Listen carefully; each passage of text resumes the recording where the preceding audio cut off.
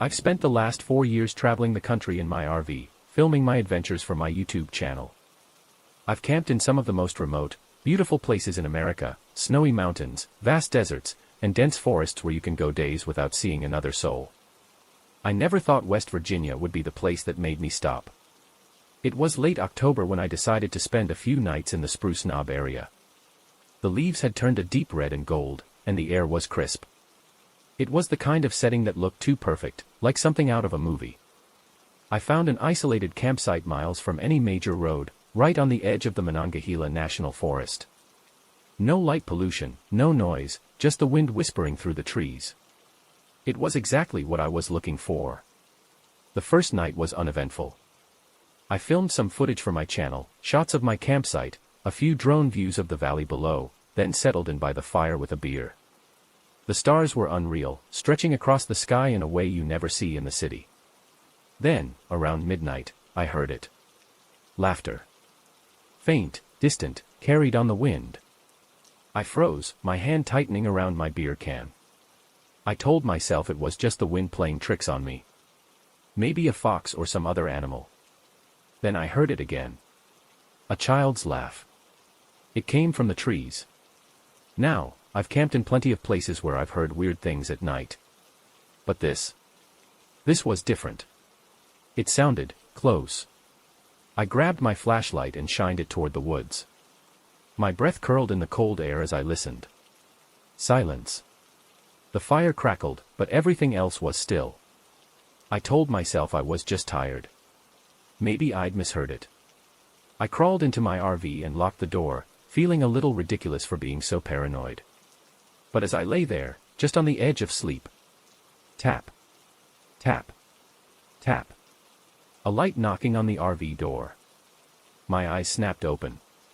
I held my breath, heart hammering. Maybe an animal had brushed up against it.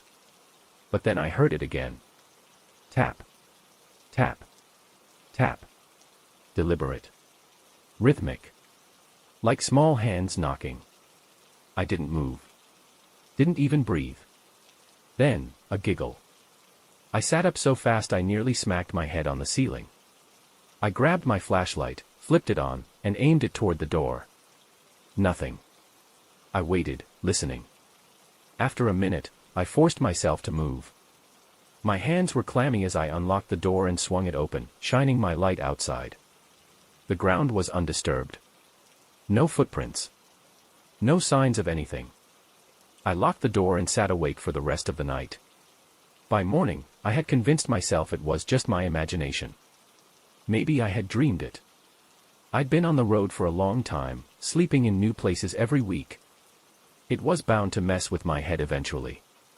I almost packed up and left. I should have. But instead, I stayed. That night, I set up my camera outside, aiming it toward the trees. If something was out there, I wanted proof. I built a fire and sat with my back to the RV, watching the flames flicker. The air was still, the kind of eerie quiet that makes you hyper-aware of every sound.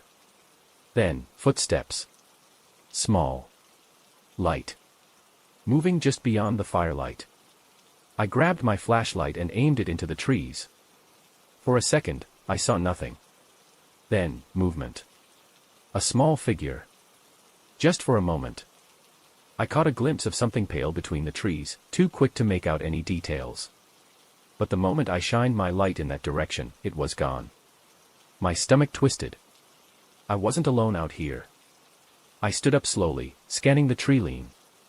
Hello. My voice was steady, but my hands were sweating. Silence. Then, laughter. Right behind me. I spun, but there was nothing there. I grabbed my camera and bolted inside the RV, locking the door behind me. My breath came fast, my hands shaking as I checked the footage. The camera had caught something. Not clearly, but enough. A small shape moving just at the edge of the firelight. No clear details, but enough to see that it was human-shaped. I didn't sleep that night. The next morning, I made the decision to leave. I packed up as fast as I could, avoiding the trees, keeping my back to the RV as much as possible. But before I left, I noticed something. Footprints. Small, barefoot footprints. They circled my RV. I drove to the nearest ranger station, ready to tell them what had happened. But when I brought it up, the ranger just frowned. "You were near Spruce Knob?" he asked. I nodded. He sighed. "You ever heard about the lost children?" I shook my head. "A long time ago, a group of kids got lost up there.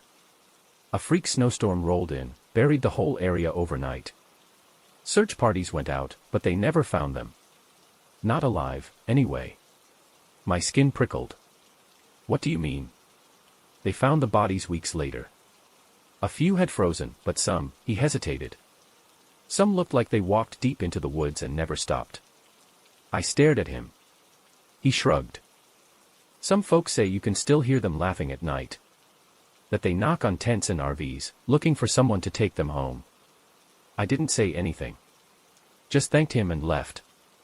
I haven't been back since. And sometimes, late at night, when I'm parked in a new campsite, far from any town or city, I swear I hear it. Soft. Faint.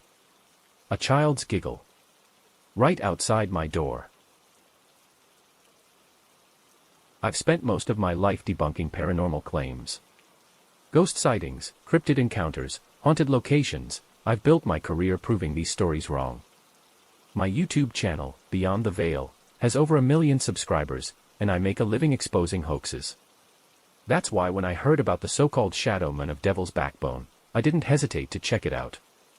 It was a viral ghost story. A group of hikers claimed they'd seen shadowy figures moving through the trees near the ridge, their eyes glowing in the dark. Some even reported hearing their own voices calling out to them. Ridiculous, right? I figured I'd spend a couple of nights at the site, record some footage, and leave with another debunked myth under my belt. I was wrong. I arrived at the trailhead in the late afternoon. The Devil's Backbone was a jagged stretch of cliffs and dense forest, a place that felt untouched, ancient. The campground was deserted, just me, my RV, and a few overgrown fire pits. Perfect. I set up my cameras, my mics, and my drone for some aerial shots. If anything weird happened, I'd catch it on film. I hiked up to the ridge before sunset, making notes along the way. The forest was thick, the trail winding through twisted trees that blocked out most of the sky. Halfway up, I found something odd, a symbol carved into the rock. Jagged, deliberate. Not spray paint. Not modern. I snapped a photo and kept going. Then, I heard it. Faint. A low humming sound drifting through the trees. I stopped, holding my breath. It wasn't wind. It wasn't birds. It was human. It stopped the moment I turned to listen. I shook it off and kept moving. By the time I reached the ridge, the sun was setting, painting the cliffs in deep orange. I launched my drone, hoping to capture some stunning footage before dark. Then, the feed cut out. I frowned at my screen. The drone was still airborne, but the signal was gone. Then, seconds later, it plummeted from the sky. Frustrated, I made a note to retrieve it in the morning. That night, back at camp, I sat in my RV reviewing the day's footage. I skipped ahead, looking for anything out of the ordinary. And I found something. A single frame. A figure standing at the edge of the ridge. Shrouded in shadow, its features indistinct, but its eyes glowed. I felt a chill crawl up my spine. I hadn't seen anyone else out there. I had been alone. Then, outside my RV. Footsteps. Slow. Deliberate. Circling my camp. I grabbed my flashlight, flipped it on, and swung the beam toward the trees. Nothing. But the footsteps had stopped. I locked the RV doors and stayed up the rest of the night. The next morning, I was done playing around.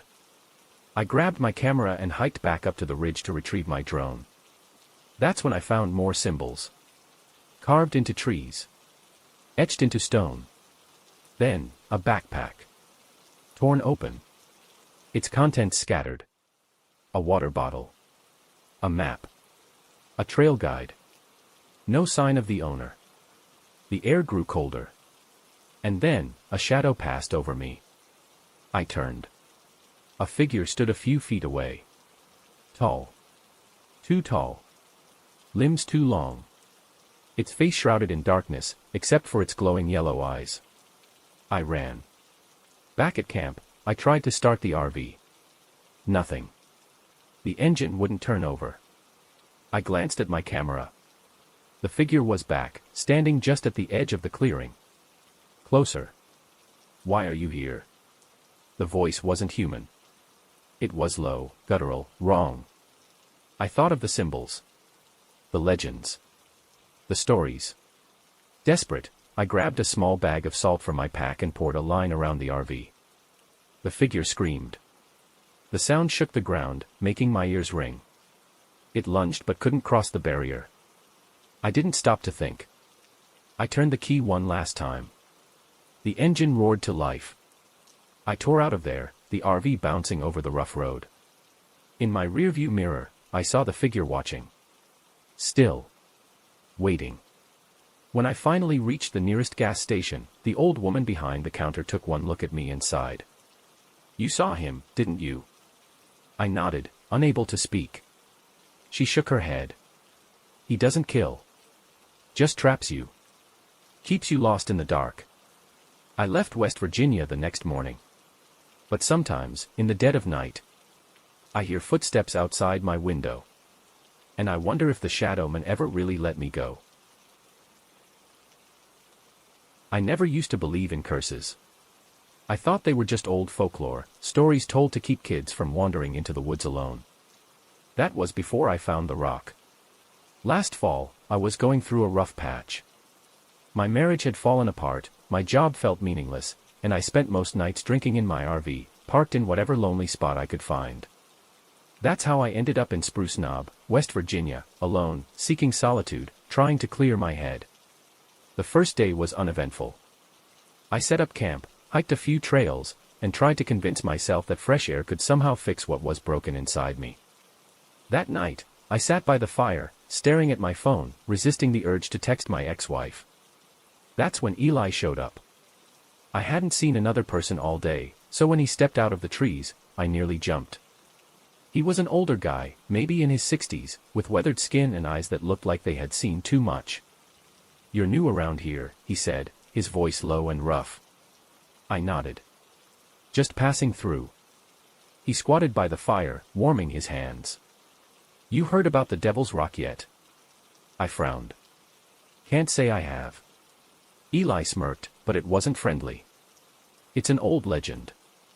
There's a boulder deep in these woods. Smooth as glass. They say if you touch it, you can make a wish." I laughed. "Yeah. And what's the catch?" His expression darkened. "The rock always takes something in return." A cold breeze swept through the trees, sending a shiver down my spine. I brushed off his story as campfire nonsense, but something about the way he said it stayed with me long after he wandered off into the night. The next day, I went looking for it. I didn't plan to, I just felt drawn to a narrow, unmarked trail. It twisted through the trees, barely visible beneath layers of fallen leaves. The farther I walked, the quieter the forest became. And then, I found it. A massive black boulder sat in the middle of a clearing, its surface impossibly smooth. The trees around it were dead, their branches skeletal against the sky. The air was heavy. Wrong. I should have turned back. But I didn't. I stepped forward and placed my hand on the rock. The moment my fingers touched its surface, a cold pulse shot through me. The world seemed to tilt, the colors around me dulling. And in that moment, I knew exactly what I wanted. I wanted my wife back. I don't remember walking back to camp, but suddenly I was there, standing outside my RV, my body numb. The sun had set, and a thick fog curled through the trees. I climbed inside, shaking off the unease. Then, my phone rang. My heart nearly stopped when I saw the name on the screen. Emily. I hadn't heard from my ex-wife in months. Hands trembling, I answered. "Hey," she said softly. "I've been thinking about us. Maybe we should talk." I sat there, stunned, as a flicker of hope replaced the crushing emptiness I had carried for so long. Maybe the rock had worked. Maybe I had been given a miracle. But miracles come with a price. That night, the girl appeared. I woke up to soft tapping on the RV window. At first, I thought it was a branch in the wind, until I saw her. A teenage girl stood just outside, staring in at me. Her long, dark hair hung in tangled strands over her shoulders, and her dress was tattered and soaked. But it was her eyes that made my blood run cold. They were hollow. Dark, empty voids that seemed to pull the light from the air. She pressed her hand to the glass. "You made your wish," she whispered. "Now it's time to pay." The lights in the RV flickered. The shadows inside began to move. Panic surged through me. I grabbed my flashlight and stumbled outside, the cold air biting into my skin. "What do you want?" I shouted. The girl stood motionless, watching me. Then, from the trees, her voice came again. "It's not me. It's the rock." I didn't think. I just ran. Branches clawed at me as I tore through the forest, heading back to the clearing. The trees seemed closer together now, the air thick like water. When I reached the boulder, it was different. It looked alive. The surface pulsed, a dark vein-like pattern spreading across the stone. The girl appeared again, standing on the far side of the rock. "You can't undo it," she said, her voice distant, warped. "But you can stop it from taking more." I had no idea what that meant. I just knew I had to destroy it.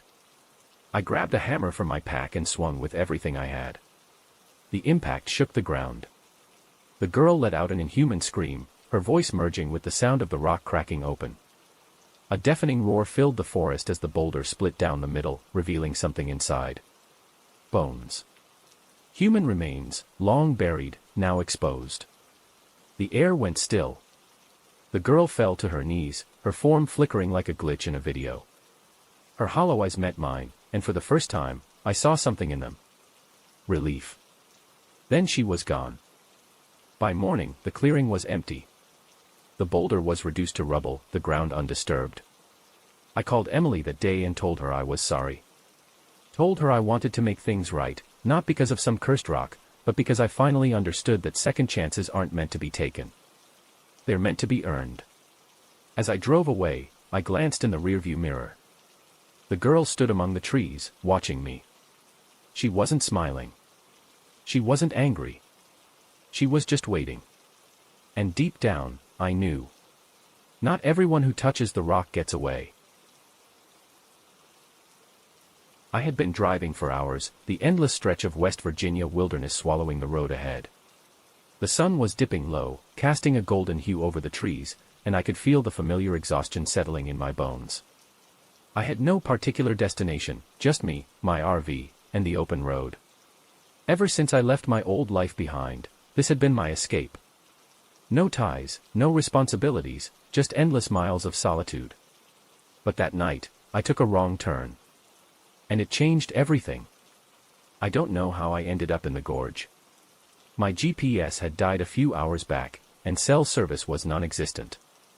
The road narrowed, the trees closing in, and soon, I realized I hadn't seen a single sign of civilization in miles. The uneasy feeling in my gut told me to turn around, but the road was too narrow for my RV. I had to keep going. Then, in the fading light, I saw something. A small, weathered leather journal, half buried in the dirt. I stopped, curiosity getting the better of me. When I picked it up, the old pages crinkled beneath my fingers, brittle but still legible. The handwriting was old-fashioned, a looping script that spoke of another time. I flipped through the pages, and the words sent a chill down my spine. It was a Confederate soldier's journal. A deserter.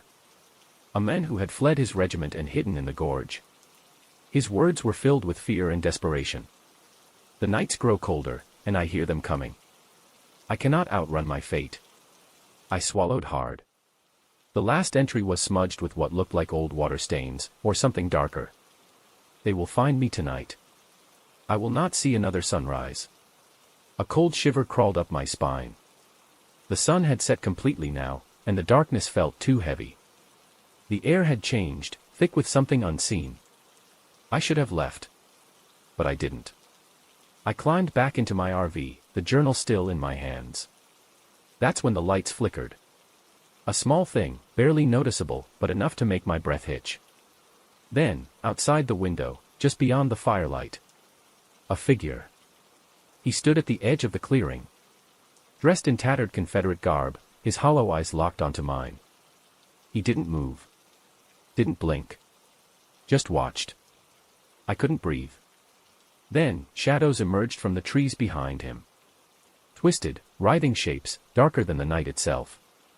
They whispered as they moved, their voices overlapping in a suffocating chorus. Traitor. Coward. You will not leave. My stomach twisted. Panicking, I grabbed the journal and held it up. Is this what you want? I shouted. The soldier's expression shifted. Sadness. Regret. Then, he lifted a skeletal hand and pointed to the disturbed patch of earth I had seen earlier. I didn't stop to think. Clutching the journal, I ran to the clearing. The shadows followed, their whispers growing louder, pressing into my skull. My hand shook as I knelt and placed the journal on the grave. A final resting place. The air changed instantly. The whispers stopped. The shadows dissolved. I looked up. The soldier was still there. But his hollow eyes had softened. And then, he was gone. By morning, the oppressive feeling had lifted. The sun seemed brighter, the air lighter. For the first time in days, I felt safe. Before leaving, I stopped at a small visitor center, hoping to return the journal. The woman behind the counter, Maggie, looked up as I placed it down. Her smile was knowing. You helped him, didn't you? I nodded, unsure how to respond. She reached out, patting my hand. He's free now. You did a good thing. I left West Virginia that day. But I know I'll never forget that night in the gorge. Sometimes, the past lingers in ways we can't explain. And sometimes, all it takes to move forward is to lay it to rest. Thank you for watching. Consider subscribing.